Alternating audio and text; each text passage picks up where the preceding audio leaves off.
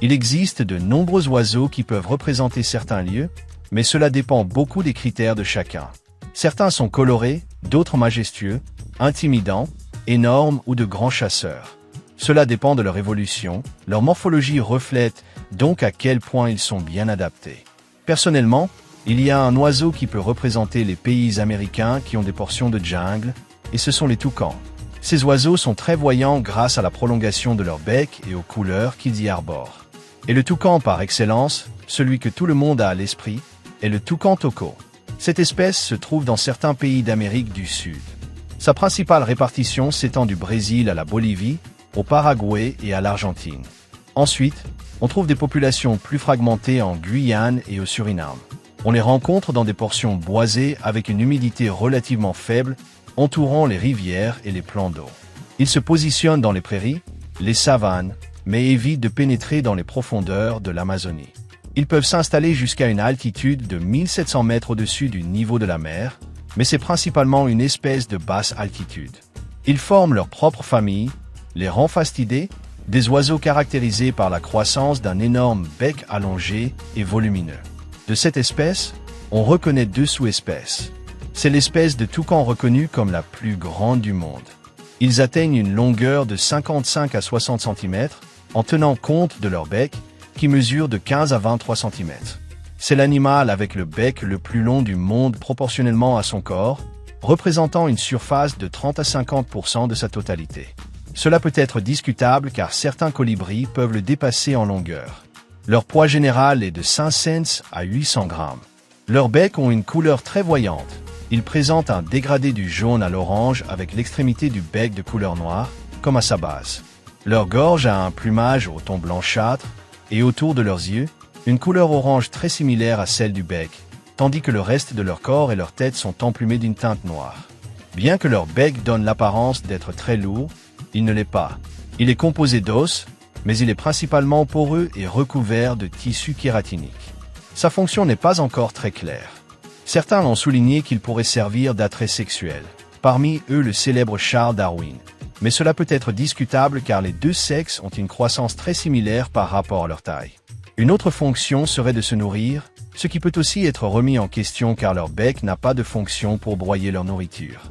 Une théorie qui me vient est que cette prolongation leur permet de s'approcher de leur nourriture sans avoir à se mettre en danger face à des prédateurs comme les serpents, les félins, les rapaces, et que, grâce à la voyance de leur bec, l'attaque se concentre davantage sur lui et non sur des points vitaux comme la tête ou le cou.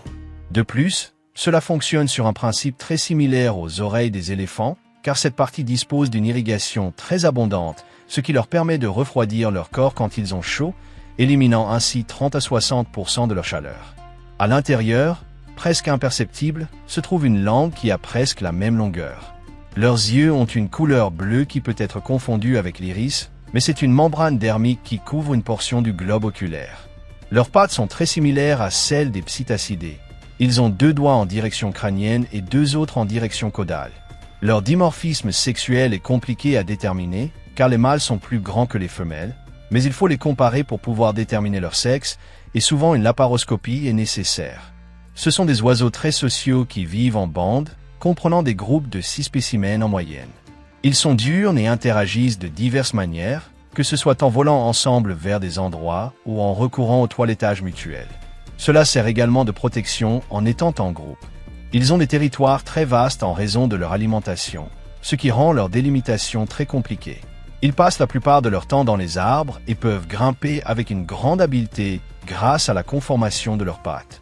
Ils marchent rarement sur le sol et se déplacent généralement en volant. Leur communication est régie par des sons. Ce sont des animaux très communicatifs entre eux, s'exprimant par une grande variété de formes sonores. De plus, le contact physique leur permet de créer des liens, tandis que la vue est le principal moyen d'obtenir des informations sur leur environnement. Ils ont une vision des couleurs qui les aide à déterminer les conditions, la nourriture et les prédateurs potentiels. Cette espèce est principalement frugivore. C'est la principale raison pour laquelle ils se déplacent sur de grandes étendues, car les fruits ont tendance à être saisonniers.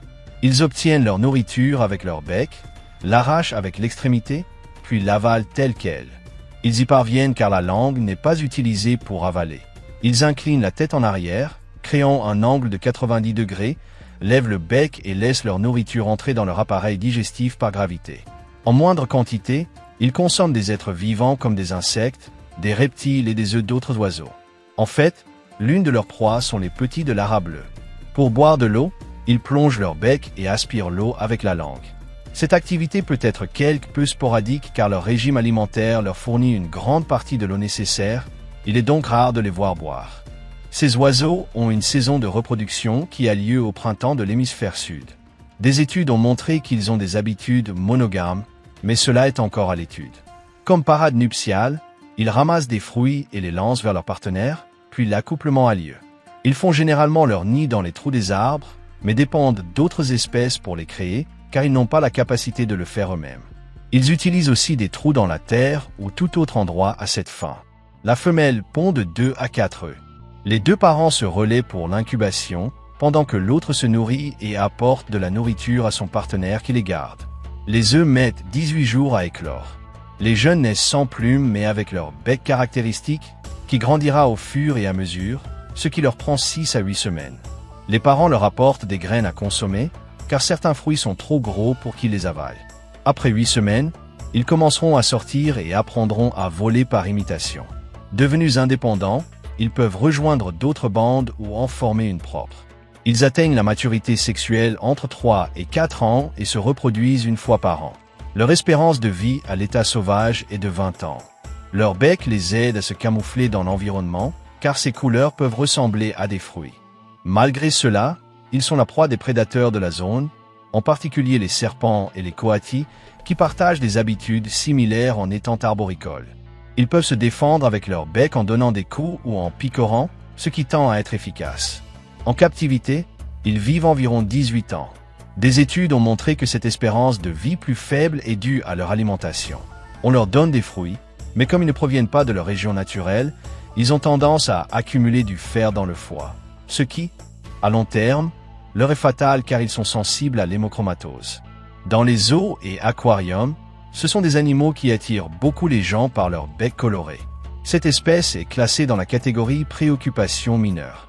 Ses principaux problèmes sont le trafic illégal, car étant des spécimens très voyants, ils sont recherchés comme animaux de compagnie, alors que leur commercialisation est interdite sauf s'ils proviennent d'élevages en captivité et sont enregistrés conformément à la loi. De plus, la déforestation tend à leur causer des problèmes car ils dépendent directement des arbres. Leur rôle dans l'écosystème est très particulier. Ils dispersent la plupart des graines, et c'est grâce à eux que de nombreux arbres fruitiers ont la répartition qu'ils ont. Cela fournit un habitat et de la nourriture à d'autres espèces. En outre, les humains obtiennent des fruits et du bois. Il faut juste se souvenir que pour maintenir ces zones, un plan de reboisement est nécessaire afin que leur habitat soit le moins affecté possible. Ils sont également une attraction très importante pour l'écotourisme, attirant de nombreux visiteurs simplement pour les voir de près. C'est une espèce de plus qui génère des retombées économiques dans ce type d'économie. Parmi les becs les plus caractéristiques des oiseaux, celui-ci est sûrement l'un des plus emblématiques. Un oiseau qui représente l'exotisme que peuvent avoir les jungles d'Amérique du Sud, voilà ce qu'est le toucan toco. J'espère que la vidéo vous a plu. Si c'est le cas, likez-la. Si vous connaissez quelqu'un à qui cela pourrait plaire, partagez-la sur vos réseaux sociaux et n'oubliez pas de vous abonner si vous aimez les animaux. Si vous avez des questions, des suggestions ou si vous voulez simplement commenter quelque chose, n'hésitez pas à le faire dans la boîte de commentaires. De plus, si vous êtes un grand fan de cette chaîne, activez la cloche de notification pour être parmi les premiers à voir les vidéos. Merci beaucoup d'avoir regardé cette vidéo, on se voit, à plus tard.